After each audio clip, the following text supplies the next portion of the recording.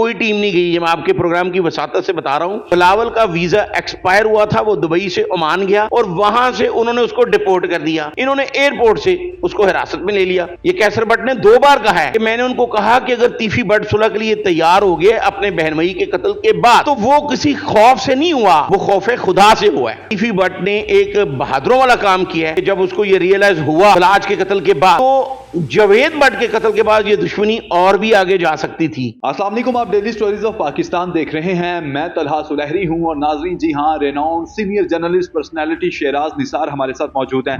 Sir, तीफी but और कैसर but की जो सुलह हुई है, इसके पीछे पसे पर्दा हकाइक क्या है? बिल्कुल, बहुत शुक्रिया। देखिए, इसमें सबसे अहम बात यह है कि जिस तरह 4 दिसंबर को मैंने ही इस बात का इंकशाफ किया था और मियां बिलाल जमशेद, उनके साथ मैंने एक प्रोग्राम किया था, उसमें यह बताया था कि कैसर बट की इस हद तक सुलह हो चुकी है कि जवेद बट के कत्ल में उसका कोई ताल्लुक नहीं। लेकिन उसके बाद दोबारा ये बात सामने आई कि जी अभी सुलह नहीं हुई। अब उसके जो पसपर्दा हकायक हैं वो ये हैं कि कैसर बट आखिरी हद तक ये कोशिश करता रहा कि अमीर मसहब, अमीर फतेह की भी मेरे साथ ही सुलह हो जाए।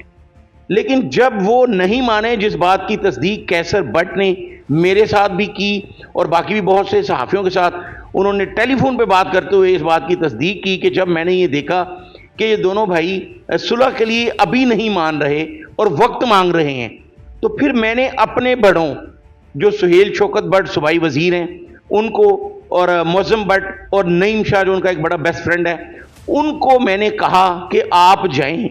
और वो तीनों अफराद जवेद बट जो तीफी बट के बहनोई हैं उनके घर गए।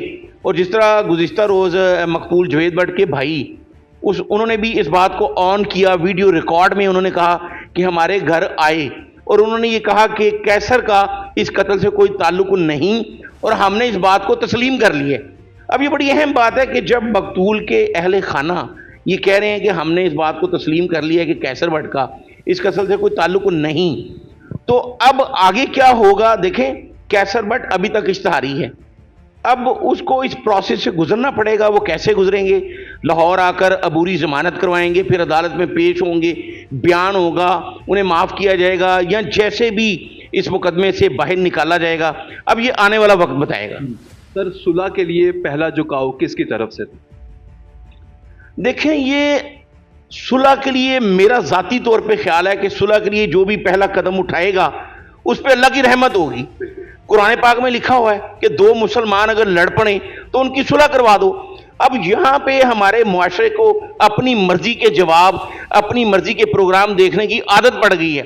अब यहाँ हर बंदा ये चाहता है कि जो उसका जहन कबूल कर रहा है वो उस तरह का प्रोग्राम हो, उस तरह के कमेंट्स आए। लेकिन अगर इसमें तीफी बट ने भी पहल की है तो कैसर बट ने खुद इस बात की तस्दीक की है कि मैंने अमीर फतेह और अमीर मसहब को ये कहा है। ये कैसर बट ने 2 बार कहा है कि मैंने उनको कहा कि अगर तीफी बट सुलह के लिए तैयार हो गए अपने बहन भाई के कत्ल के बाद, तो वो किसी खौफ से नहीं हुआ, वो खौफ खुदा से हुआ है। और कैसर बट ने यह भी कहा, बरमला कहा, कि तीफी बट ने एक बहादुरों वाला काम किया है कि जब उसको ये रियलाइज हुआ बलाज के कत्ल के बाद, तो जवेद बट के कत्ल के बाद ये दुश्मनी और भी आगे जा सकती थी। लेकिन अगर तीफी बट ने भी पहले कदम बढ़ाया है तो मेरा ज़ाती तौर पे ख्याल है, अब बाकी उनके सोचने वाली बात है, अमीर मसहब और अमीर फतेह को भी इस बारे ज़रूर सोचना चाहिए। और ये दुश्मनी ख़त्म तभी होगी, ये 32 साल दुश्मनी, जब ये दोनों घर खुद सोचेंगे कि हम सुलह कर लें। सर, इस सुलह के बाद ट्रका वाला फैमिली और लखोडेरिया फैमिली जो है, इनके दरमियान अब मामला ताल्लुकात कैसे हैं?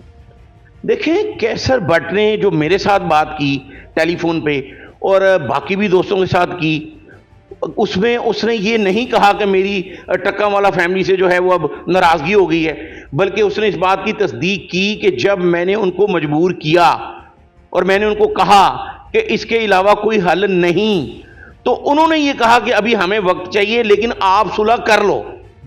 अब ये इसकी तस्दीक कैसर बट ने खुद की है। तो उसके बाद जो है वो मैंने इस हद तक उनको रियलाइज़ करवाया, उनको यकीन दहानी करवाई है अपने बुजुर्गों के ज़रिए कि मेरा इस कत्ल से कोई ताल्लुक नहीं। और जिस तरह मैंने पहले भी कहा कि जवेद बट के भाई, उन्होंने खुद अपने वीडियो बयान में कहा है कि जी हमने इस बात को तस्लीम कर ली है।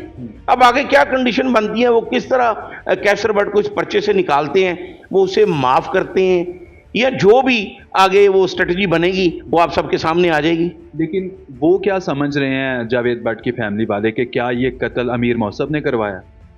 देखें उन्होंने क्या समझना है, ये तो पुलिस भी लिख चुकी है। जो 2 शूटर पकड़े गए, अजहर और एक और था उसके साथ इलियास, वो भी दोनों जेल में हैं। उन्होंने ये कहा कि आरफ भट्टी जो अड्डा ट्रकों वाले की फैमिली के बड़ा करीबी था, उसकी बेशुमार तस्वीरें हैं, वो अभी तक पकड़ा नहीं गया। तो उन्होंने कहा कि आरफ भट्टी के जरिए हमारी ये बात हुई थी, अमीर मसहब का नाम लिया गया। इस बात की तस्दीक सीआईए ऑर्गेनाइज क्राइम ने भी की। अब जब तक आरफ भट्टी नहीं पकड़ा जाता तो बहुत सी गुत्थियां सुलझेंगी उस वक्त जब वो सामने आएगा। आरफ भट्टी जो है वो बहुत ही अहम है इस वक्त इस कत्ल में, इसी कत्ल में, जावेद भट्ट वाले कत्ल में।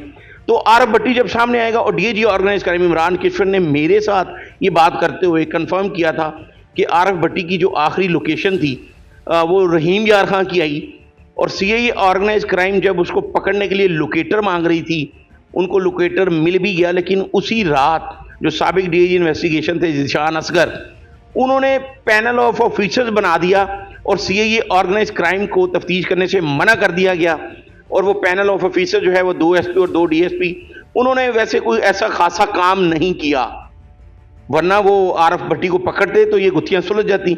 अभी भी अब दोबारा जो नए डीआईजी आए हैं इन्वेस्टिगेशन, ज़ीशान हैदर, उन्होंने अब फिर ये जॉइंट एक बना दी है टीम, उसमें सीआईए भी काम कर रही है और जो पैनल ऑफ ऑफिसर्स है वो भी कर रहे हैं। अब देखिए आगे क्या होता है। आरफ जो है भट्टी वो पकड़ा जाएगा तो फिर बहुत से हालात सामने आ जाएंगे। सर दूसरी तरफ अगर बात करें तो अमीर बलाज के मर्डर को 1 साल मुकम्मल होने वाला है, तो सर इस केस को लेके पुलिस की संजीदगी को आप किस नज़र से देख रहे हैं? देखें अमीर बलाज को जिसने फायरिंग करके कत्ल किया, मुजफ्फर शूटर जो था, वो मौके पे मारा गया, और उसके बाद जो उसमें सबसे बड़ा एविडेंस था एहसन शाह, उसको मुबैना पुलिस मुकाबले में मार दिया गया। अब जिस पे इल्ज़ाम था बिलावल, अब बहुत से लोग कह रहे हैं जी बिलावल के लिए टीम गई, कोई टीम नहीं गई। ये मैं आपके प्रोग्राम की वसातत से बता रहा हूँ। बिलावल का वीज़ा एक्सपायर हुआ था, वो दुबई से ओमान गया और वहाँ से उन्होंने उसको डिपोर्ट कर दिया, लेकिन लाहौर को चूंकि आगाह कर दिया गया, इन्होंने एयरपोर्ट से उसको हिरासत में ले लिया।